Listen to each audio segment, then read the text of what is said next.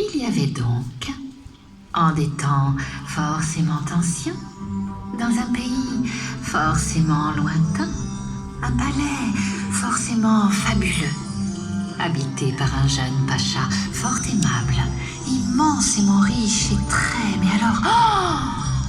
beau. Bref, un pacha comme il n'en existe que dans les contes. Ce jeune et beau pacha avait une jeune et belle épouse, la pachate.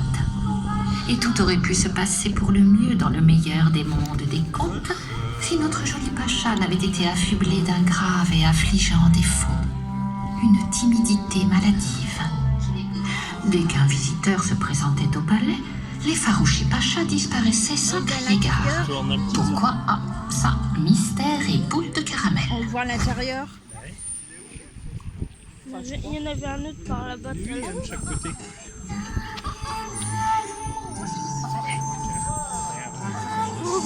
Et c'était fort ennuyeux car, comme au palais il y avait des fêtes tous les jours, et bien des visiteurs, il y en défilait évidemment tous les jours. Il y avait de petits visiteurs et de grands visiteurs, il y avait des maigres et des gros, des pauvres et des riches, enfin il y avait des visiteurs, quoi. Et il faut bien le dire, un palais sans pacha, ça faisait mauvais genre. C'était comme un éléphant sans trompe ou comme une galette sans sarrasin. Bref, c'était inconcevable. Si bien qu'on avait appelé ce pacha le pacha caché. Pas trop comme ça, parce que tu verras pas d'ici. Je fais les deux en même temps. T'arrives à deux. J'ai le retour et je te regarde aussi. Comme on ne pouvait en rester là, une délégation d'émissaires du palais, montée sur le grand éléphant blanc d'apparat, était partie demander au pacha du voisinage s'il voulait bien venir remplacer le pacha défaillant pour un moment, comme ça, en tout bien tout honneur de pacha, quoi. Ainsi, le défilé des 22 pachas de Trévaraz commença. T'as vu comment elle est très barrage?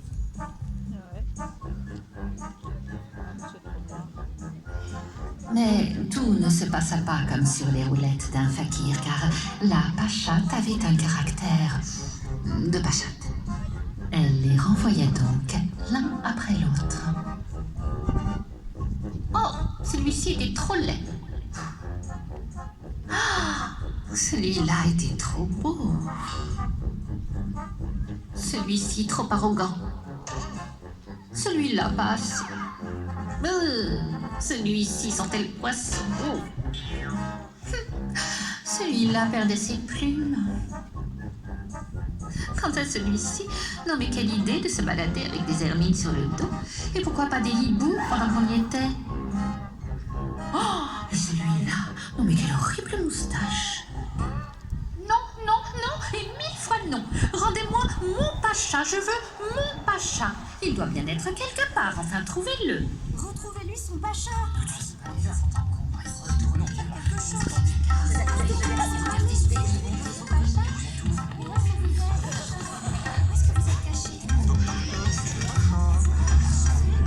On chercha partout. Pas de pacha. Dans tous les recoins. Pas de pacha.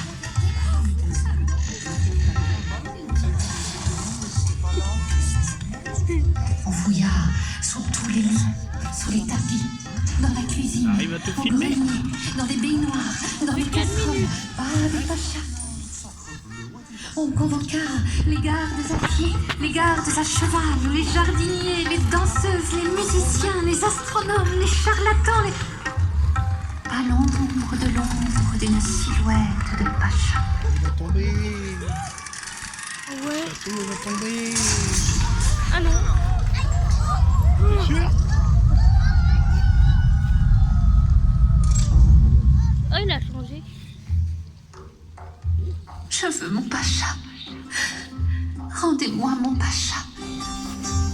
Continuait de se lamenter la malheureuse pacha.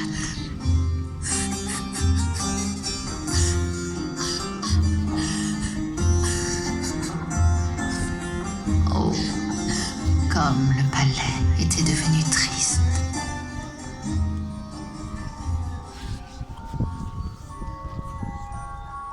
J'ai tout fait. Non, mais...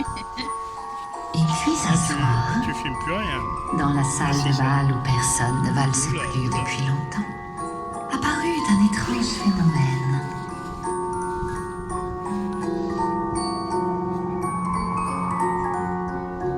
Sortie d'on ne sait où, une armada de souris s'était mise à danser un quadrille frénétique. Oui, vous avez bien entendu, un quadrille de souris. Oh, grand étonnement au palais, vous vous en doutez. Tout le monde, Pachade comprise, vint voir ce curieux prodige.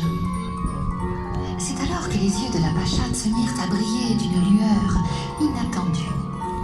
Son visage rayonnait de bonheur.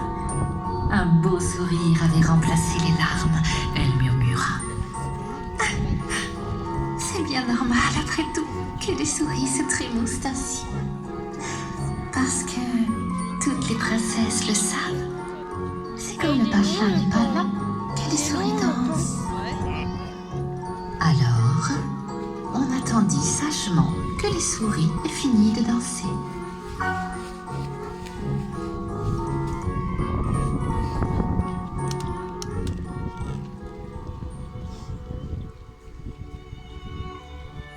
ça fait déjà 6 minutes.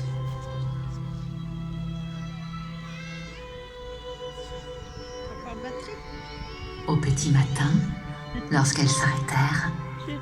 on les vit se diriger vers les grandes fenêtres du palais, celles qui surplombent la vaste vallée. Elles grimpèrent sur le rebord et scrutèrent l'horizon. La Pachade les rejoignit et fit de même. Le silence régnait dans la salle. Ça se fendit Puis, le rire de la Pachade éclata. Oh, un rire, mes amis, comme on n'en entend plus de nos jours. Oh, mon beau Pacha, s'écria-t-elle. On se précipita vers les fenêtres. On regarda dehors, mais personne ne vit rien, C'est presque fini. sauf On a elle. vu ça. Ah ouais. Enfin, c'est ce qu'on raconte. Depuis 1001 nuits, au moins, dans les somptueux jardins du palais de Trevara.